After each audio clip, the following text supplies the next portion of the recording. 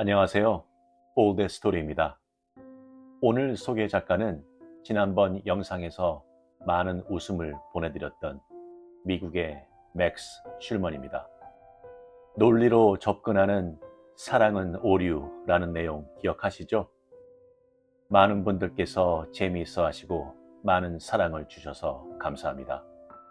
작가에 대한 내용은 설명글을 참고하세요. 오늘도 많은 웃음을 드릴 것 같은데요.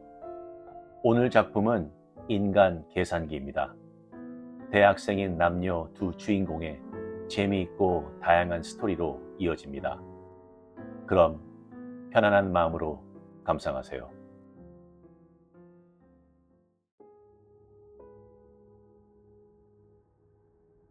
인간 계산기 맥스 슐만.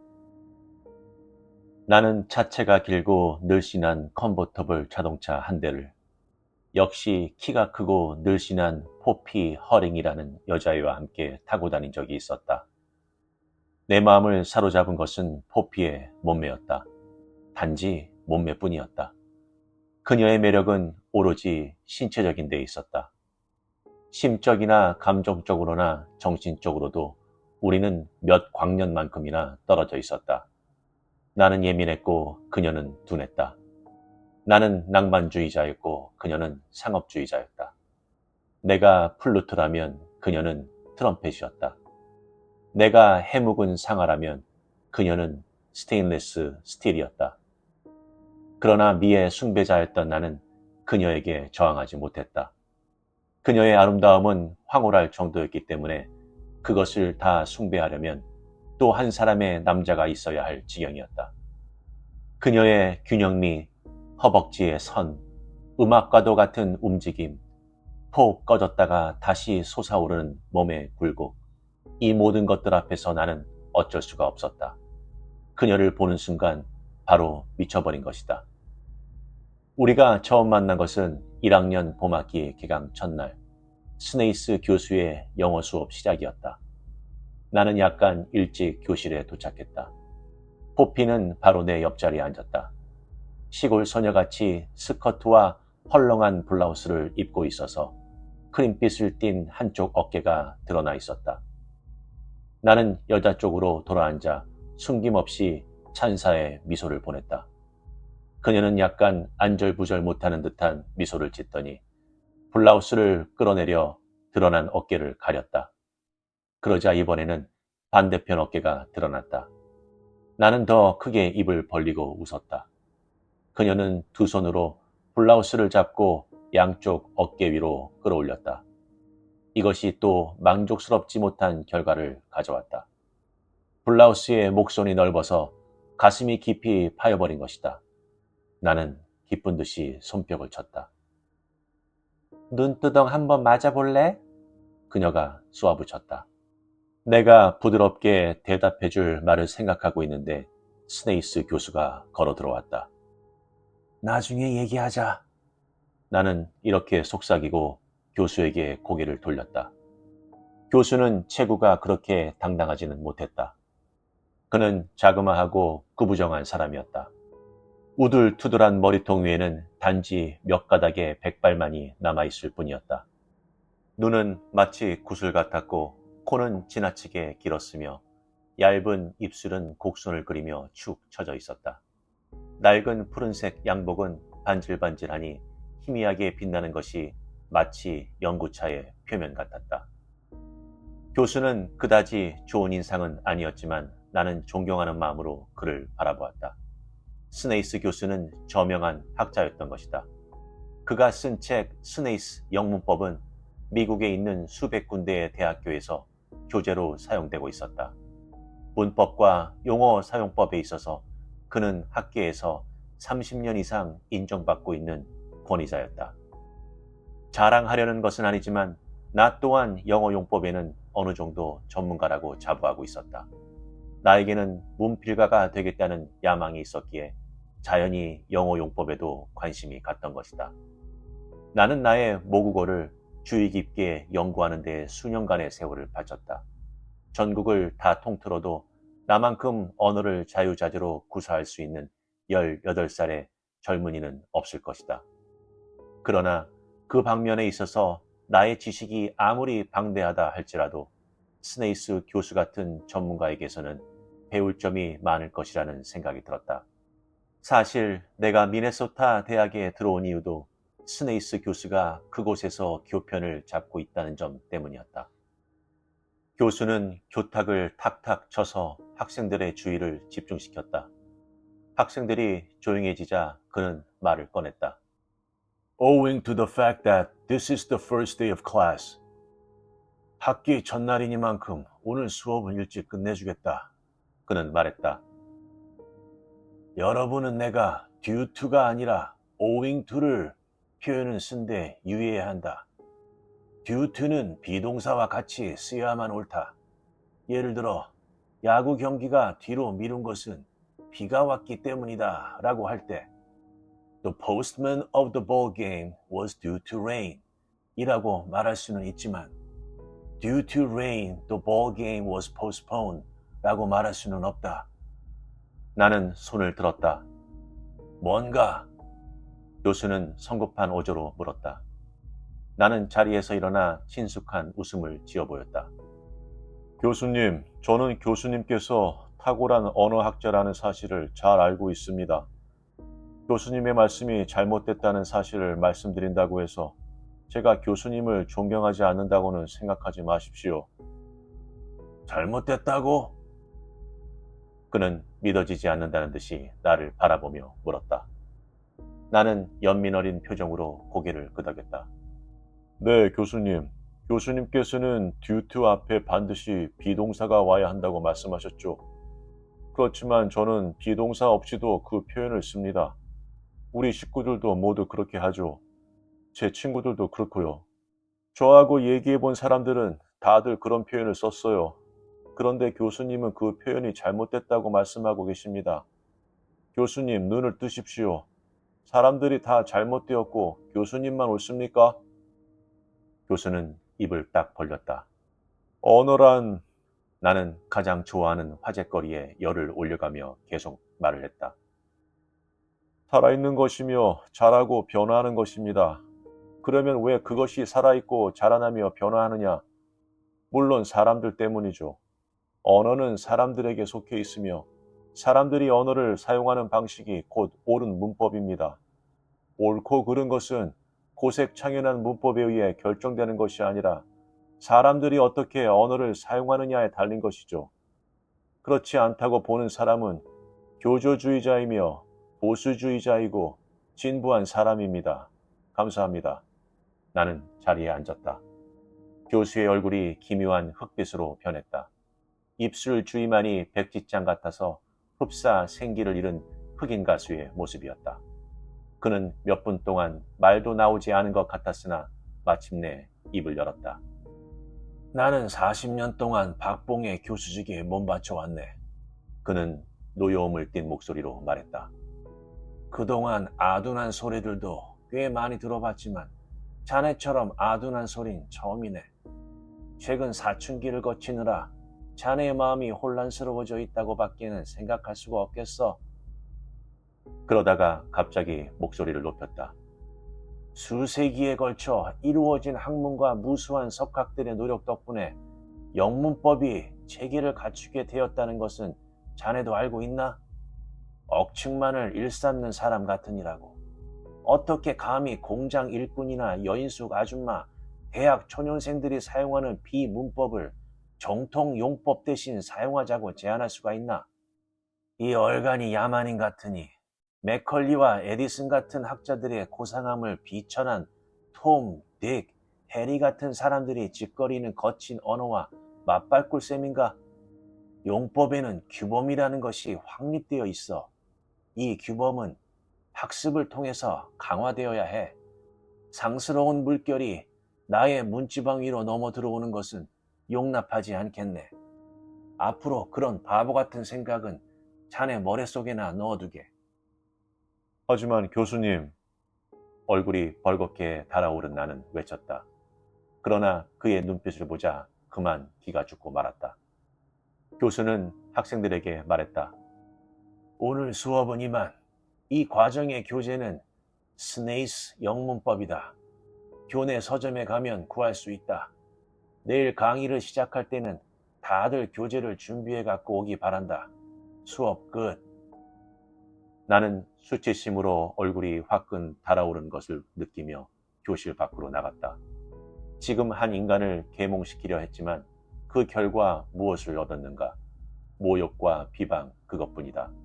시대에 뒤떨어진 바보 같은 늙은이, 진부한 독단만 한 보따리 싸들고 웅얼거리면서 진보와 진리를 제시하는 자에겐 독사처럼 달려들다니. 그래, 언젠간 이 빚을 갚아주겠다. 그는 언젠가 후회하게 될 것이다. 복도로 나오던 나의 눈에 건물 밖으로 걸어가는 포피의 모습이 언뜻 보였다. 나는 갑자기 밀어닥치는 갈망에 압도되어 방금 스네이스 교수에게 받은 수모 따위는 깨끗이 잊어버리고 말았다. 나는 밖으로 다름질쳐 나가서 포피의 발을 잡았다. 안녕하세요. 나는 승리에 찬 미소를 지으며 말했다. 내 팔 놔. 그녀는 대답 대신 이렇게 말했다. 아까 나를 훑어보던 늑대가 이제는 곰살궂게 굴고 있네. 그건 오해야. 나는 항변했다. 난 너에게 딴만 먹은 건 없어. 나는 너를 그냥 최고로 숭배할 뿐이야. 그녀는 믿을 수 없다는 듯 콧웃음을 쳤다. 정말이라니까. 난 아름다움을 숭상하는 정말이지 예민한 사람이야. 너는 심리적으로 나의 마음을 끌었어. 너에 대한 시를 써볼까 하고 생각하고 있었어. 시를 쓰니? 그녀는 내게 딱딱한 시선을 보내며 물었다. 약간. 나는 눈을 내리깔고 솔직히 고백했다. 물론 썩 좋지는 않지만 언젠가는 훌륭한 시인이 되고 싶어. 그녀는 단호하게 고개를 저었다. 먹고 살기 힘들겠구나. 그녀는 잘라 말했다. 나는 어깨를 으쓱했다. 세상에는 먹고 사는 것보다 중요한 일들도 많지. 어떤 것들? 진리와 미, 예술. 잘 가. 언젠가 다시 볼 날이 있겠지. 그녀는 시선을 돌렸다. 나는 끈질기게 달라붙었다. 뭐 잘못된 거라도 있어? 나는 외쳤다. 이봐, 네 이름이 뭔지 모르겠지만 도비 길리스. 이봐, 도비 길리스. 나한테 언니가 3명 있어. 셋 다 결혼했고 아이들까지 있지. 1945년부터 지금까지 우리 언니 셋이 사들인 옷을 다 합해봤자 2벌밖에 안 돼. 왠지 아니? 모두들 토끼하고 결혼했기 때문이야. 거참 묘한 일이구나. 나는 감탄했다. 진짜 토끼들인가? 아니, 바보 같긴. 우리 언니들이 아무런 목적도 진취성도 없이 사는 남자들하고 결혼했다는 말이야. 형부 중에 한 사람은 깽깽이 연주자고, 또 한 사람은 수채화를 그리고, 또 한 사람은 찰흙을 빚어. 진리, 미, 예술 그런 거나 끌어안고 기어다니는 사람들이야. 그렇지만 형부들 중에 누구도 밥벌이 하나 제대로 하지 못해. 아, 그래서 예술가를 사귀게 될까봐 두려워하는군. 그래, 그녀는 쌀쌀한 어조로 말했다. 난 벌써 오래전에 내가 사랑에 빠질 남자는 단 한 가지 일에만 관심을 갖고 있어야 된다는 걸 결론을 내렸어. 그건 바로 돈이야. 집안이 별로이고 셰익스피어 따위는 몰라도 상관없어. 돈 버는 방법만 알고 있으면 돼. 그러면 일부러 계획을 세워서 돈 많은 사람과 결혼하겠다는 말씀이야? 나는 깜짝 놀라서 물었다. 그런 건 절대로 아니고 난 지금 돈을 많이 갖고 있는 사람을 찾는 게 아니야. 지금은 찢어지게 가난하더라도 나중에 확실히 돈을 벌 수 있는 사람이면 돼. 나는 언니들처럼 인생을 망치고 싶지 않아.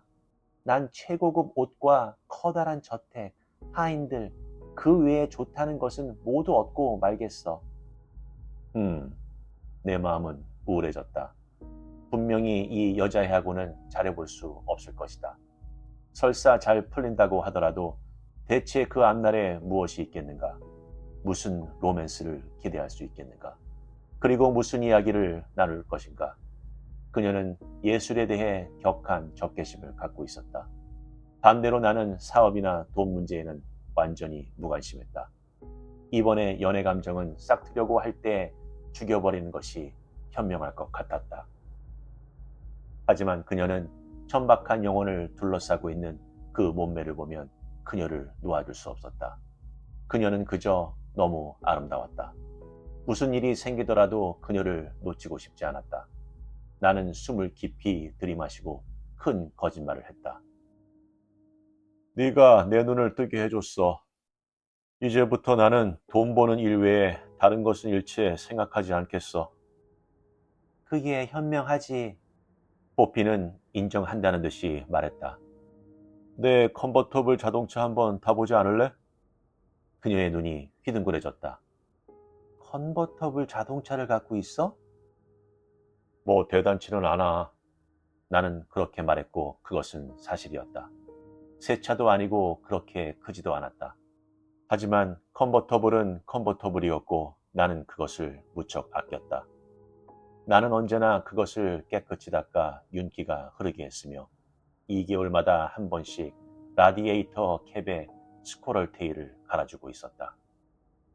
정말 타보고 싶어. 보피가 말했다. 하지만 먼저 서점에 들러야 돼. 스네이스 영문법을 사야 되잖아? 나는 내게 심한 괴로움을 주었던 그 이름을 듣자 얼굴을 일그러뜨렸으나 그 고통은 곧 사라졌다. 저 찬란한 포피의 곁에 있으면 행복한 기분을 느끼지 않을 수 없었다. 이리 와봐. 나는 이렇게 소리치고 계속 눈짓을 하면서 컨버터블이 있는 곳까지 그녀를 데리고 갔다. 우리는 차를 몰아 금세 해머스미스 책방에 도착했다. 이곳은 새 책과 중고 서적들을 파는 곳이었다. 우리는 안으로 들어갔다. 주인 해머스미스 씨가 다가오면서 기대에 찬 모습으로 통통한 손바닥을 비벼댔다. 어서 오세요. 그는 높은 목소리로 말했다. 스네이스 영문법 책 얼마예요? 보피는 큰 소리로 물었다. 나는 난처해져서 얼굴이 붉어졌다. 나는 물건을 살 때 가격을 묻는 법이 없었다. 체면이 떨어지는 일이기 때문이다. 4달러 25센트요. 해머 스미스 씨가 말했다. 말도 안 돼. 포피가 소리쳤다. 그럼 헌책은 얼마예요? 3달러 75센트요. 그럼 저보고 기껏 50센트를 아끼자고 헌책을 사라는 말이에요? 그녀가 따졌다. 아, 꼬마 아가씨. 그는 책방 주인들이 흔히들 그렇듯이 낄낄 웃으면서 말했다. 그 정도면 비용이 꽤 절약되는 건 아닙니까? 저한테 꼬마 아가씨라고 하지 마세요. 포피는 이렇게 쏘아붙으며 손가락으로 그의 살찐 턱을 쿡 찔렀다. 해머 스미스 씨는 놀라서 뒤로 물러났다. 만일 어떤 학생이 와서 자기가 쓰던 스네이스 영문법 책을 팔면 얼마나 주시겠어요? 그를 똑바로 쏘아보며 포피가 물었다. 그는 도움을 요청하듯 주위를 두리번거렸다.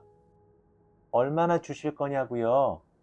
그녀는 되풀이에 말하면서 그를 코너로 몰아붙였다. 2달러 50센트 주지요. 그가 자백했다. 뭐라고요? 헌책 하나 팔아서 1달러 25센트나 챙긴다는 말이에요? 세상에, 도둑이군. 나는 굴욕감으로 몸을 비틀었다. 제발, 포피. 책은 내가 사줄게. 받기만 해. 포피는 내 제안을 받아들였지만 조금도 마음이 가라앉은 것 같지 않았다. 그녀는 차로 돌아오면서 줄곧 투덜거렸다. 나는 리버로우드 쪽으로 차를 몰면서 그녀가 제발 목가적인 풍경을 보고 그런 저급한 감정을 몰아내 주었으면 하고 바랬다. 과연 나무로 뒤덮인 미시시피 강의 가파른 벼랑길을 달리는 동안 그녀는 잠잠했다. 저 아래에선 봄 기운이 풍겨나는 강물 위에 하얗게 거품이 일고 있었다. 날씨는 따스했다.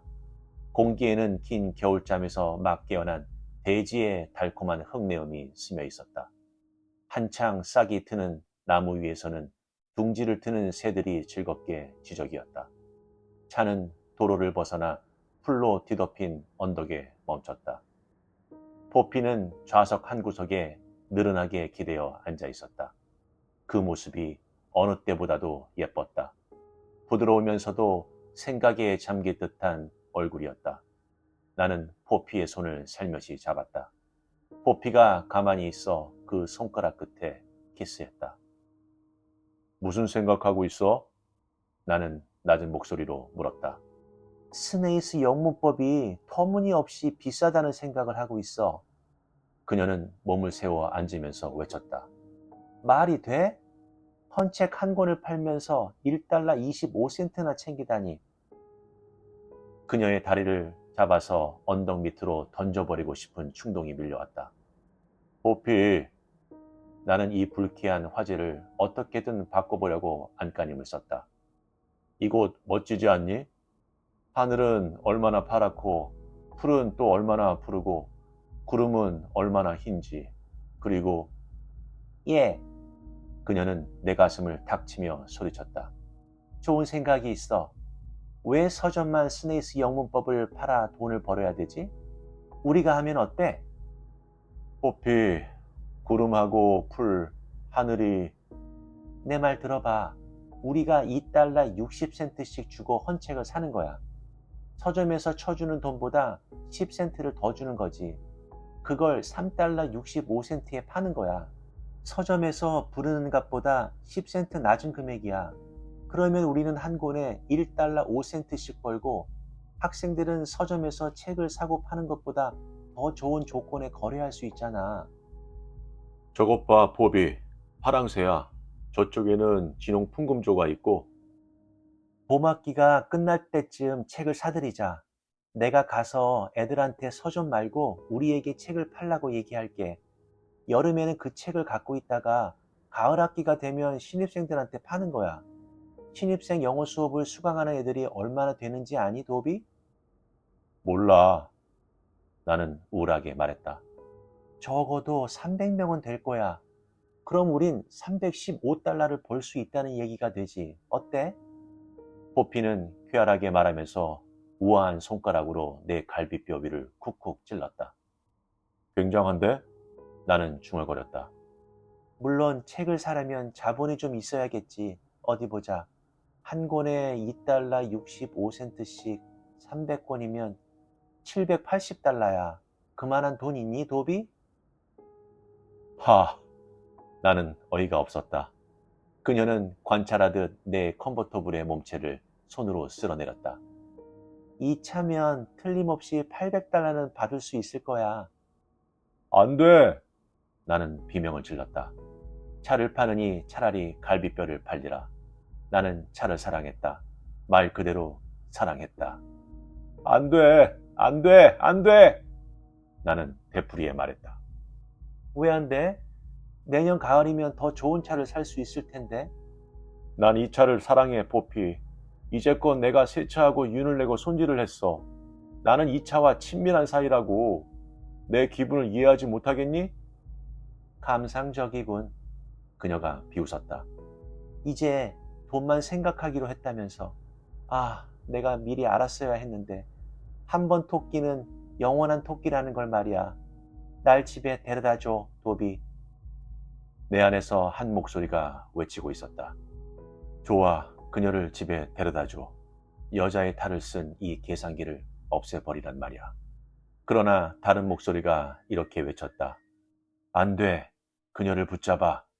잘 다듬은 저 몸매와 깎아놓은 듯한 굴곡, 예술적인 다리를 생각해보라고. 두 번째 목소리가 더 강했다. 아니, 잘 알 수 없었다. 이봐, 포피.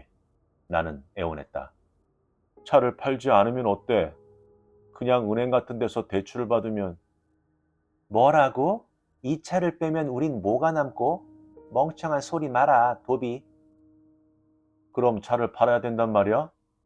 나는 모든 희망을 잃고서 물었다. 포피는 고개를 끄덕였다. 좋아.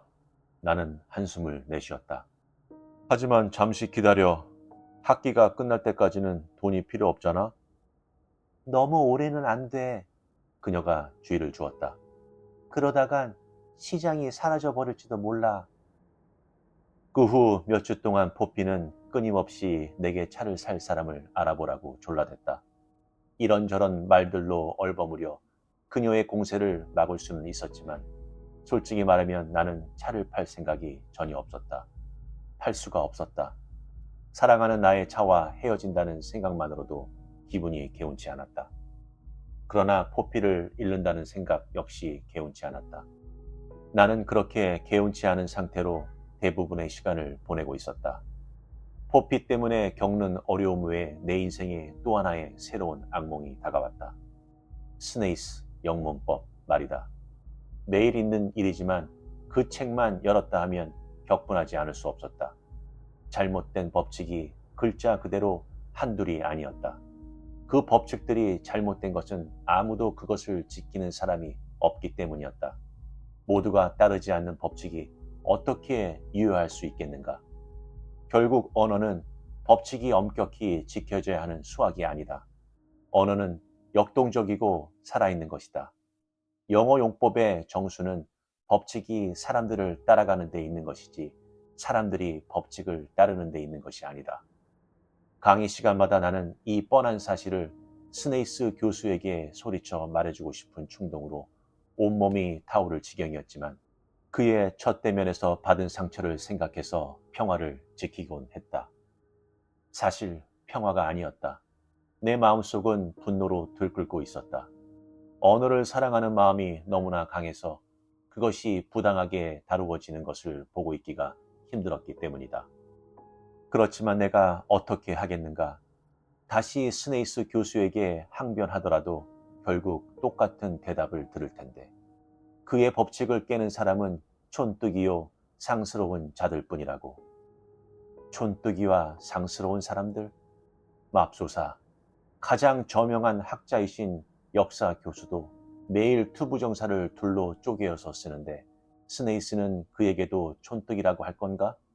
묵직한 햄처럼 여러 개의 학위를 엮고 갖고 있는 인류학 교수는 쉘이 나와야 할 곳에 will을 사용하고 문장 끝을 전치사로 마감하기 일쑤였다. 스네이스는 그에게도 상스러운 사람이라고 할 건가? 내가 듣는 강의의 교수들 모두가 위대한 문화와 지식을 습득한 사람들인데 이 학자들을 수준 낮은 사람들로 매도해버릴 건가? 한 가지 생각이 떠올랐다. 스네이스를 당황하게 만들어 내가 받은 수모를 되돌려 줄 수 있는 방법이 떠올랐다. 교수들 50명을 대상으로 설문조사를 하자. 그들 모두에게 스네이스가 틀렸다고 말하는 문장들의 목록을 돌리자. 교수 한 사람 한 사람에게. 이 문장들 속에서 잘못된 점을 찾을 수 있느냐고 물어보자. 당연히 못 찾겠지. 그리고 그 설문조사가 끝나는 대로 강의 시간에 벌떡 일어나서 스네이스에게 그 결과를 제시하자. 이번에야말로 나를 기죽이지 못하리라. 이번에 비난을 가할 수 있는 것은 내 쪽이다. 바로 그거야. 나는 무릎을 치며 이렇게 외치고는 포피에게 달려가 그 계획을 전했다. 그녀는 내가 전한 희소식을 별 관심 없이 들었다. 그러더니 호통을 쳤다. 대체 언제쯤이나 쓸데없는 생각 그만두고 차 살 사람을 찾을 거야? 설문조사가 끝나면 바로 찾을게. 이렇게 대답했지만 이것은 새빨간 거짓말이었다. 지금은 할 일이 너무 많아. 이건 정말 큰일이야, 포피.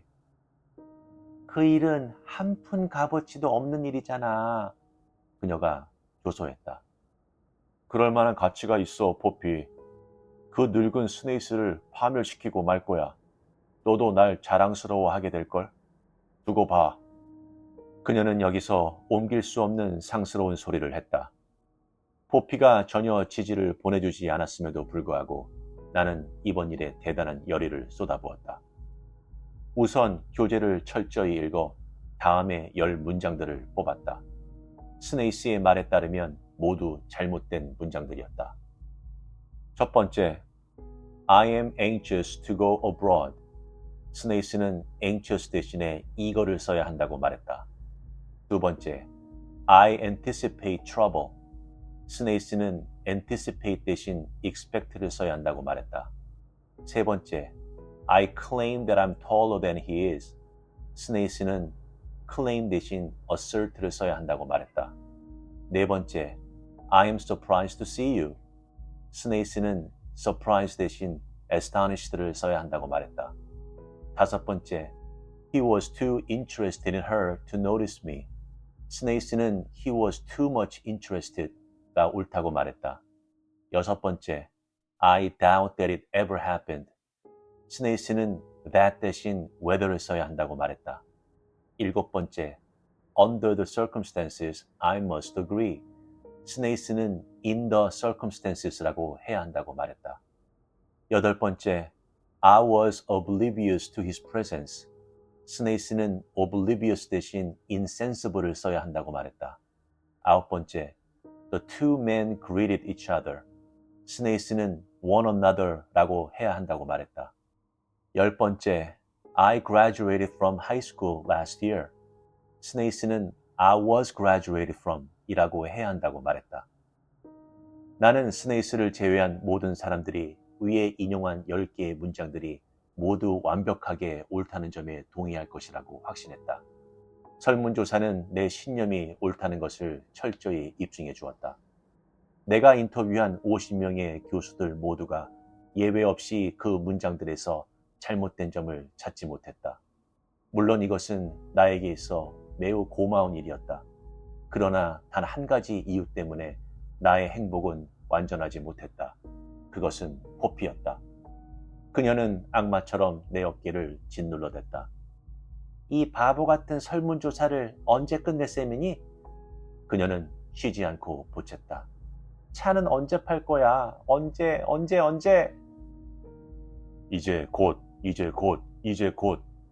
나는 이렇게 대답하면서 거짓말을 하면서도 어떻게 달리 해볼 수도 없는 나의 무력감을 책망하곤 했다. 내가 차를 팔 생각이 없다고 자백했다가는 그녀는 곧 떠나버릴 것이다. 견딜 수 없는 일이다. 그녀의 옷이 여름 옷으로 바뀌자 돈독이 오른 이 마녀에 대한 나의 사랑은 점점 더 강렬해졌다. 어차피 그녀가 사실을 깨닫게 되리라는 것은 알았지만 그래도 나는 시간을 질질 끌면서 그녀의 작고 울퉁불퉁한 마음이 부드러워지는 기적이 일어나기를 바랬다.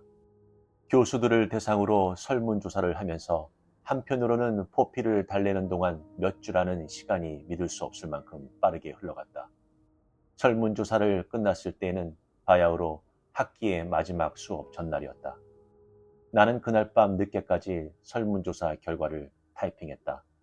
다음날 스네이스 교수의 수업에 들어갔을 때 나는 완전히 준비를 마친 상태였다. 포피는 나를 기다리고 있었다. 내가 자리에 앉자마자 그녀는 강철 같은 소나기 힘으로 내 옷깃을 움켜잡았다. 아직도 차를 못 팔았어? 그녀는 물었다. 쉿. 나는 이렇게 말하면 좀 더 나은 대답을 생각하려고 애썼다. 쉿?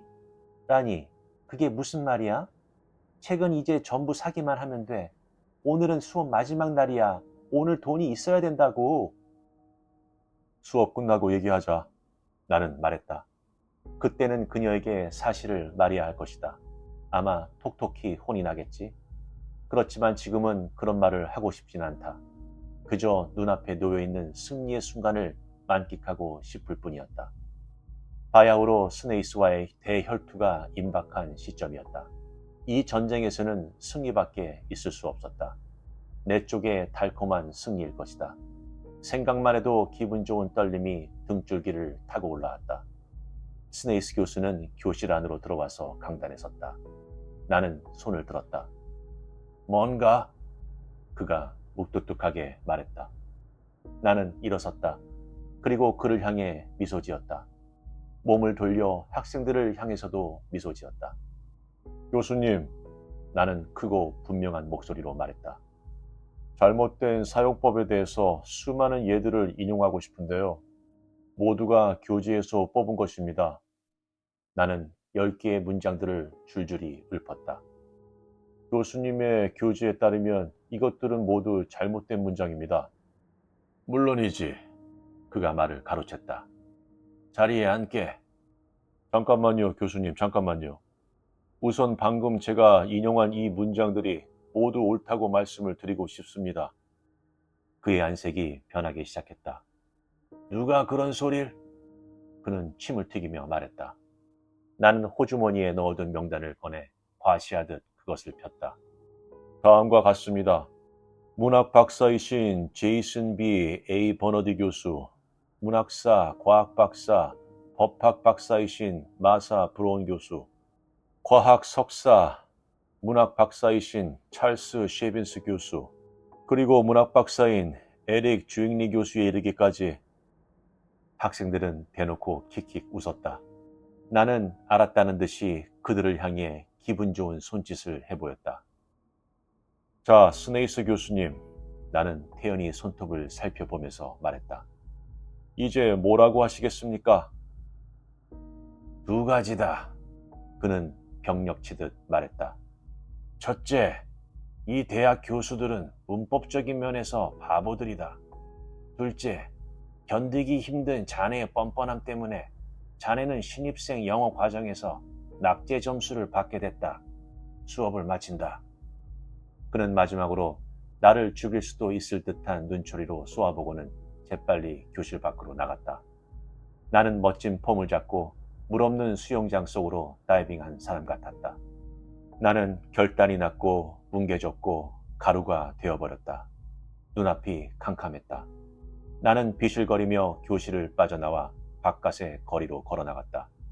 몇 대의 자동차에 치일 뻔했는데 갑자기 포피가 나의 팔을 잡고 뒤로 획 끌어당겼다. 죽게 놔두지 그랬어. 나는 대들듯이 말했다. 힘내. 그녀가 말했다. 나는 아무것도 느끼지 못했다. 아무래도 좋았다. 그저 그녀가 이끄는 대로 질질 끌려갔을 뿐이다. 그녀는 내 컨버터블이 있는 곳으로 나를 데려가 차 속으로 밀어놓고는 자신이 운전대를 잡고 달려갔다. 중고차 판매상을 찾아서 차를 팔자. 그녀는 말했다. 마음대로 해. 나는 멍청한 목소리로 중얼거렸다. 이젠 아무것도 중요하지 않아.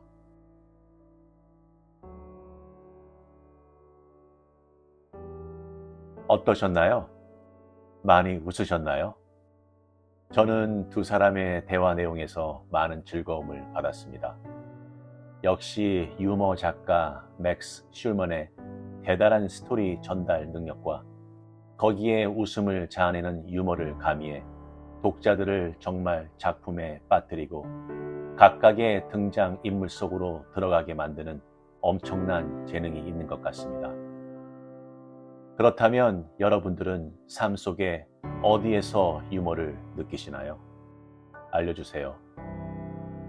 구독과 좋아요는 영상 제작에 많은 힘이 됩니다. 감사합니다.